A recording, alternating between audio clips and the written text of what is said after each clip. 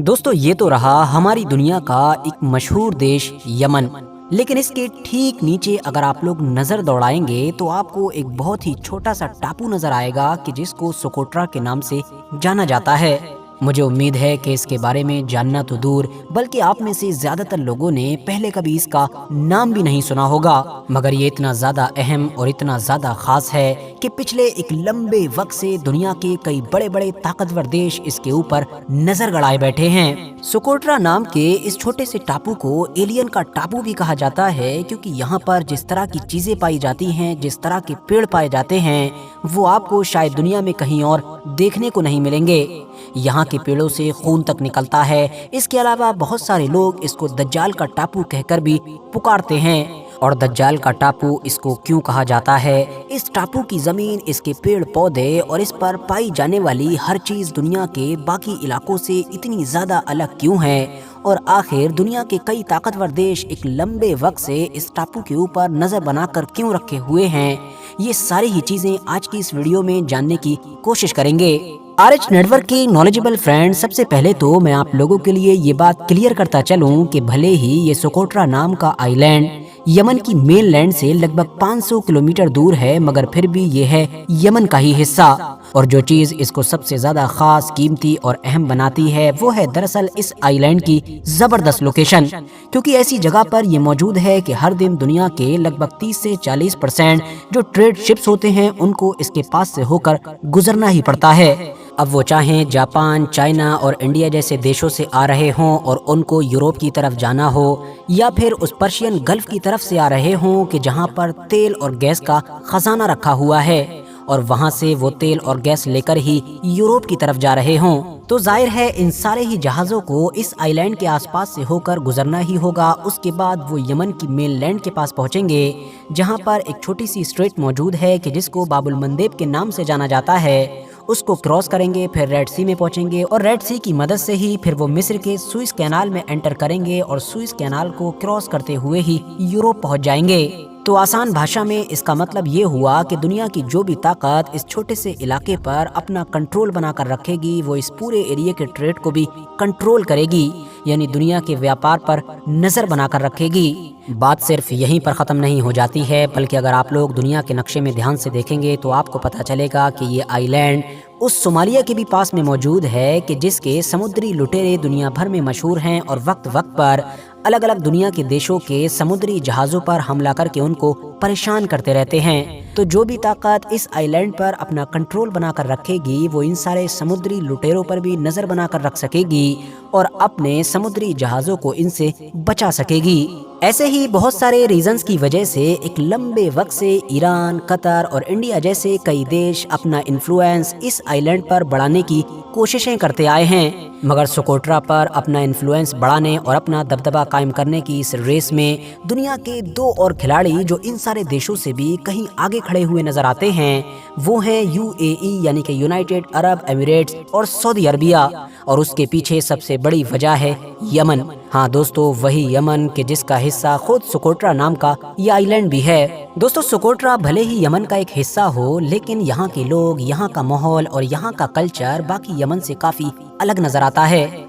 यहाँ की टोटल आबादी 60 से 90 हज़ार के बीच में बताई जाती है, जिसमें से 50% सुन्नी मुस्लिम हैं, जबकि 50% के करीब शिया मुसलमान हैं। यहाँ के रहने वाले ज़्यादातर लोग या तो मछली वगैरह पकड़ते हैं या फिर खजूर वगैरह का व्यापार करते हैं। मगर दोस्तों, कुदरती हुस्न से मालामाल सोकोट्रा नाम के इस आइलैंड को भी उस वक्त किसी की नज़र लग गई कि जब ये उस सिविल वॉर की जद में आ गया कि जो ऑलरेडी यमन में चल रही थी। यमन सिविल वॉर के बारे में ऑलरेडी आप लोग अच्छी तरह से जानते ही होंगे, क्योंकि ऑलरेडी मैं उसके ऊपर एक वीडियो बना चुका हूँ। शॉर्ट में बताऊँ तो आप ये समझिए कि इस जंग में एक तरफ तो अंसारुल्लाह नाम का वही ग्रुप है कि जो आजकल काफ़ी चर्चाओं में है इसराइल और पैलेस्टाइन की जंग की वजह से, और साथ ही साथ उनको हूतियों के नाम से भी जाना जाता है। तो वहीं इनके ऑपोजिट में यानी उनके मुखालिफ में यमन की वो हुकूमत है कि जिसको अमेरिका, यूनाइटेड अरब एमिरेट्स और सऊदी अरबिया जैसे देशों का फुल सपोर्ट हासिल है। दोनों ही पार्टीज के बीच एक लंबे वक्त से जंग चल रही है, जिसमें लाखों लोगों की मौत हो चुकी है और यमन आधे से ज्यादा बर्बाद हो चुका है। मगर जाहिर है कोई भी पार्टी हार मानने के लिए तैयार नहीं है, کیونکہ اس جنگ میں جہاں ایک طرف یمن کی حکومت کو سعودی عربیہ اور یونائٹڈ عرب ایمریٹس جیسے دیشوں نے کھلے طور پر سپورٹ کیا اور ہر طرح سے ان کی مدد کی، تو وہیں یمن کے ہوتیوں کی مدد کرنے کا ذمہ بھی ایران نے اٹھایا۔ یو اے ای اگر اس آئی لینڈ پر اپنا اثر بڑھانے میں اور اپنا دبدبہ قائم کرنے میں کامیاب ہو جاتا ہے تو ظاہر ہے یمن کے ہوتیز کے اوپر نظر رکھنے میں یا پھر اگر وقت پڑے تو ان پر اٹیک کرنے میں اس کو کافی آسانی ہوگی، کیونکہ یہ دونوں ہی کام یونائٹڈ عرب ایمریٹس کی زمین کے مقابلے میں یہاں سے زیادہ آسانی کے ساتھ ہو سکتے ہیں۔ 2015 میں جب اس ٹاپو پر ایک خطرناک باڑھ آئی تو یو اے ای اور سعودی عربیہ نے موقع کا فائدہ اٹھایا اور وہ انسانی مدد کے بہانے سے یہاں پر انٹر ہو گئے۔ عام لوگوں کے لیے کھانے پینے رہنے کا انتظام تو کیا ہی، مگر سیکیورٹی کے بہانے سے یو اے ای نے اپنے 5000 کے قریب سینکوں کو بھی تعینات کر دیا۔ پھر سن 2018 میں یمنی فوج کو ٹریننگ دینے کے لیے یو اے ای کی طرف سے اپنی اور فوج بھیج دی گئی۔ 30 اپریل سن 2018 آتے تو یونائٹڈ عرب ایمریٹس کی فوج نے یہاں کی ایئر فورس اور اس کے علاوہ سی پورٹ وغیرہ پر بھی کنٹرول حاصل کر لیا تھا۔ اس کے علاوہ یو اے ای نے اب وہاں کے بیسک انفراسٹرکچر جیسا کہ اسکولز، ہاسپٹلز یا پھر روڈز وغیرہ میں بھی بڑی تیزی کے ساتھ انویسٹ کرنا شروع کر دیا، اور تو اور وہاں کے بہت سارے پروفیشن سے جڑے ہوئے لوگوں کو سیلریز وغیرہ دینا شروع کر دیں، جس کی وجہ سے اب دھیرے دھیرے وہاں کی عوام میں یو اے ای کی مقبولیت اور ان کی ہمدردی بڑھتی چلی گئی۔ مگر دوسری طرف سعودی عربیہ یو اے ای کی ان تمام چیزوں سے کافی ناراض نظر آیا اور اس مدعے کو لے کر دونوں دیشوں کے بیچ کھٹپٹ بھی دکھائی دی۔ ایسا بھی مانا جاتا ہے کہ وہاں کے عام لوگوں کا سپورٹ حاصل کرنے کے بعد اب یو اے ای اپنے اگلے پلان پر کام کر رہا ہے اور اس پورے ٹاپو کو ایک ٹورسٹ اسپوٹ میں بدلنا چاہتا ہے، یعنی آسان شبدوں میں کہوں تو اس کو ایک نیا دبئی بنانا چاہتا ہے۔ اب بات کریں اگر اس بارے میں کہ آخر دجال سے اس ٹاپو کا کیا لینا دینا ہے، اور آخر بہت سارے لوگ اس کو دجال کا ٹاپو، دجال کا جزیرہ کیوں کہتے ہیں، کیا سچ میں یہاں پر دجال قید ہے؟ تو سب سے پہلے تو آپ لوگ یہ جان لیجئے کہ دجال کچھ اور نہیں بلکہ مذہب اسلام کے مطابق قیامت سے پہلے مطلب ججمنٹ ڈے سے پہلے جو کچھ بڑی نشانیاں ظاہر ہوں گی ان میں سے ایک نشانی ہے۔ دجال ایک ایسا فتنہ ہے کہ جس کے بارے میں دنیا میں آنے والے دوسرے پیغمبروں کے ساتھ ساتھ آخری پیغمبر یعنی حضرت محمد صلی اللہ تعالی علیہ وسلم نے بھی لوگوں کو وارننگ دی ہے اور اس سے بچنے کا طریقہ بھی بتایا ہے۔ قیامت سے پہلے دنیا میں آنے والا یہ خطرناک فتنہ دنیاوی دولت سے مالا مال ہوگا اور اسی کے ذریعے سے پوری دنیا میں تباہی مچائے گا۔ اسلام دھرم کی بہت ساری بڑی بڑی کتابوں میں یہ بات کلیئرلی مینشن ہے کہ قیامت سے پہلے جب دجال آئے گا تو یہ دور مسلمانوں کے لیے نہ صرف حد سے زیادہ خطرناک بلکہ بہت زیادہ مشکل بھی ہوگا۔ اب دوستو آپ لوگوں کو صحیح مسلم کی دجال سے ریلیٹڈ ایک بہت اہم حدیث سناتے ہیں، ایک ایسی حدیث کہ جو حضرت تمیم داری سے روایت ہے۔ دوستو آپ لوگوں کو حدیث سنتے وقت کنفیوژن نہ ہو اس لیے پہلے ہی بتاتے چلیں کہ تمیم داری ایک ایسے انسان تھے کہ جو عیسائی دھرم کے ماننے والے تھے، لیکن ایک سمندری حادثے کی وجہ سے انہوں نے اسلام دھرم قبول کر لیا تھا۔ چلیے اب آپ کو لفظ بائی لفظ حدیث سناتے ہیں۔ دوستو ایک بار پیغمبر اسلام یعنی حضرت محمد صلی اللہ تعالی علیہ وسلم اپنے تمام صحابہ کے ساتھ بیٹھے ہوئے تھے تو انہوں نے اپنے صحابہ سے ارشاد فرمایا کہ اے لوگو، تمیم داری جو پہلے عیسائی تھا اس نے میرے پاس آ کر اسلام دھرم اپنا لیا ہے اور اس نے مجھے ایک ایسا واقعہ سنایا ہے کہ جو ان باتوں سے تعلق رکھتا ہے کہ جو میں تمہیں دجال کے بارے میں بتایا کرتا تھا۔ اس نے مجھے بتایا کہ وہ لخم اور جزام قبیلے کے 30 آدمیوں کے ساتھ سمندر کے سفر پر سمندری جہاز میں روانہ ہوا۔ سمندر کی لہریں طوفان کی وجہ سے انہیں مہینہ بھر تک ادھر ادھر دھکیلتی رہیں، یہاں تک کہ وہ ایک ٹاپو میں پہنچ گئے۔ اس وقت سورج ڈوب رہا تھا۔ وہ ایک چھوٹی کشتی میں بیٹھ کر ٹاپو میں داخل ہوئے۔ جب وہ ٹاپو میں داخل ہوئے تو ان کو ایک جانور ملا جس کے جسم پر بہت سارے بال تھے۔ بالوں کے حد سے زیادہ ہونے کی وجہ سے انہیں اس جانور کے آگے اور پیچھے کا پتہ بھی نہیں چل پا رہا تھا۔ تمیم داری کے ساتھیوں نے اس جانور سے کہا، تیرا ناس ہو تو کیا چیز ہے؟ اس بالوں والے جانور نے کہا، میں جساسا ہوں۔ پھر ان لوگوں نے پوچھا، یہ جساسا کیا چیز ہے؟ اس جانور نے جواب دیا، اے لوگو، خانقاہ میں موجود اس آدمی کی طرف جاؤ، وہ تمہاری خبریں سننے کا بڑے بے صبری سے انتظار کر رہا ہے۔ تمیم داری اور اس کے ساتھیوں کو خوف ہوا کہ کہیں یہ جانور شیطان نہ ہو اور کہیں یہ جانور ہم لوگوں کو نقصان نہ پہنچائے۔ پھر ہم تیزی سے چلے اور خانقاہ میں داخل ہو گئے۔ वहाँ हमने भारी भरकम कद काट का एक आदमी देखा जिसके घुटनों से लेकर टखनों तक एक लोहे की जंजीर बंधी हुई थी और उसके हाथ गर्दन के साथ बंधे हुए थे। उस लंबे कदकाठ वाले आदमी से तमीमदारी और उसके साथियों ने पूछा, तेरा नास हो तू क्या चीज है? उसने कहा, मेरा पता तुम्हें जल्द चल जाएगा, ये बताओ तुम कौन हो? हमने कहा, हम अरब से हैं। फिर हमने सारे सफर और तूफान और जसासा के बारे में बताया कि उसने हमें तेरी तरफ आने को कहा है। उस लंबे कदकाठ वाले आदमी ने कहा, मुझे बेसान के बाग के बारे में बताओ। हमने उससे कहा, उसके बारे में कौन सी बात पूछना चाहते हो?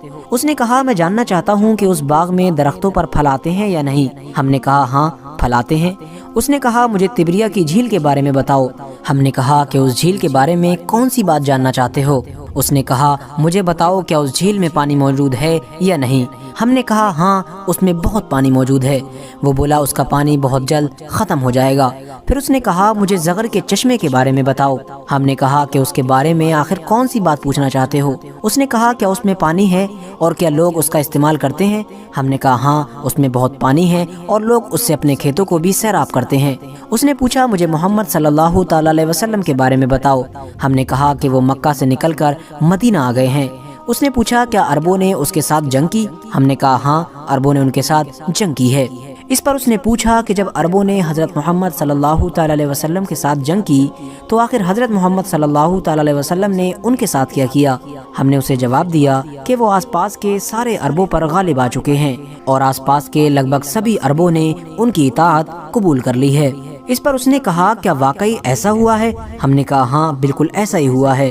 फिर उसने कहा कि उन लोगों के लिए यही बेहतर है कि वो हज़रत मोहम्मद सल्लल्लाहु तआला अलैहि वसल्लम की इताअत कबूल कर लें। अब मैं तुम्हें अपने बारे में बताना चाहता हूँ। मैं दज्जाल हूँ और मुझे बहुत जल्द ही निकलने की इजाज़त मिल जाएगी।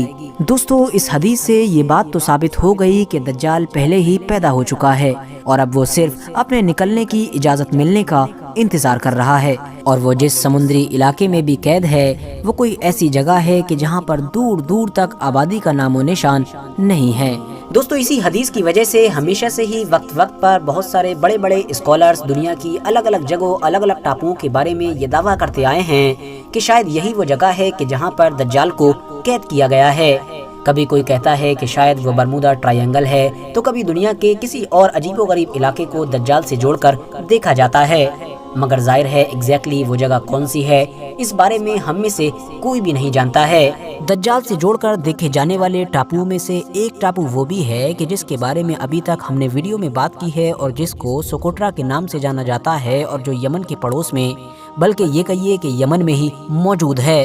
इस टापू की लोकेशन तो यूनिक है ही, मगर जिस तरह की चीज़ें इस टापू पर देखने को मिलती हैं उस तरह की चीज़ें हमको दुनिया में कहीं और नज़र नहीं आती हैं।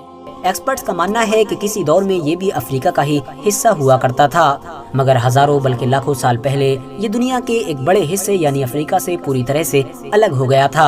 और यही वजह है कि आज के दौर में इस टापू में पाए जाने वाले सभी पेड़ पौधे, परिंदे, जानवर, इस तरह की हर चीज दुनिया के दूसरे इलाकों से बिल्कुल अलग है। इस टापू पर पाई जाने वाली मिट्टी को भी दुनिया की सबसे उपजाऊ मिट्टियों में से एक मिट्टी माना जाता है, क्योंकि इस मिट्टी में न सिर्फ पेड़ पौधे बड़ी तेजी के साथ उगते हैं, बल्कि जो उगते भी हैं वो इस तरह के होते हैं कि जो दुनिया के दूसरे इलाकों में नहीं उग सकते हैं। इस टापू पर एक खास किस्म का पेड़ भी पाया जाता है जिसको ड्रैगन द ट्री का नाम दिया गया है। लोकल लोग इसको दमुल अखवैन के नाम से भी जानते हैं, यानी जिसका मतलब होता है दो भाइयों के खून वाला पेड़। अब इसको ये नाम क्यों दिया गया, इसके पीछे ऐतिहासिक वजह अभी तक पता नहीं चल सकी है। मगर हाँ, जब कभी भी इस पेड़ के किसी तने को काटा जाता है तो उसमें से लाल कलर की एक ऐसी चीज निकलती है कि जिसको देखकर ये महसूस होता है कि शायद पेड़ से खून निकल रहा है। इस खून जैसी अजीबोगरीब चीज को हमारे पास्ट में हमेशा से ही बहुत सारी चीजों में इस्तेमाल किया जाता रहा है। आज भी कॉस्मेटिक्स जैसी चीजों में इसका भरपूर तरीके से इस्तेमाल किया जाता है। इसके अलावा भी इस टापू पर एक ऐसा अजीबोगरीब पेड़ पाया जाता है कि जिसका नीचे का हिस्सा तो एक बोतल की तरह बहुत ज्यादा मोटा होता है, जबकि ऊपर बढ़ते बढ़ते बहुत ज्यादा पतला और कमजोर होता चला जाता है। इसी बनावट की वजह से इस पेड़ को द बॉटल ट्री का नाम दिया गया है। इस पेड़ पर उगने वाले फूल हद से ज्यादा खूबसूरत होते हैं, मगर हाँ जहरीले भी इतने ज्यादा होते हैं कि चंद सेकंड्स के अंदर ही बड़ी से बड़ी जानदार चीज को हमेशा हमेशा के लिए खत्म कर सकते हैं। दोस्तों, सुकोत्रा नाम के इस टापू के पहाड़ों पर ऐसी बहुत सारी पुरानी गुफाएं भी मौजूद हैं कि जिनके अंदर आज भी इंसानों के निशान मौजूद हैं, जो न सिर्फ इस टापू के हजारों साल पुराने होने की गवाही दे रहे हैं, बल्कि ये भी बता रहे हैं कि आखिर यहाँ पर इंसान कितने सालों से बसता आया है। फिलहाल इस बात में कोई शक नहीं है कि इस टापू की आबो हवा और इस टापू पर पाई जाने वाली लगभग सभी चीजें दुनिया के दूसरे इलाकों में पाई जाने वाली चीजों से बिल्कुल अलग और बड़ी अजीबोगरीब हैं, और शायद यही वजह है कि लोकल लोग इसको न सिर्फ दज्जाल से जोड़कर देखते हैं बल्कि दज्जाल के जजीरे का नाम भी देते हैं। फिलहाल दोस्तों, आज की अपनी इस वीडियो को ख़त्म करने से पहले मैं आप लोगों से ये रिक्वेस्ट भी ज़रूर करना चाहूँगा कि आप लोग मेरा सेकंड चैनल कि जिस पर मैं न्यूज़ और मेनली इजराइल और पैलेस्टाइन के मैटर को कवर करता हूँ उसको भी ज़रूर सब्सक्राइब करें। डिस्क्रिप्शन और कमेंट्स बॉक्स में लिंक मिल जाएगा। बाकी सारे ज़ोहेब लिखकर यूट्यूब पर सर्च भी कर सकते हैं। ये वीडियो भी अगर इन्फॉर्मेटिव लगी हो तो लाइक करने के साथ साथ दोस्तों के साथ भी ज़रूर शेयर करें, और इसी तरह की नॉलेजेबल और हिस्टोरिकल वीडियोज़ हमेशा देखने के लिए इस चैनल को भी ज़रूर सब्सक्राइब करें।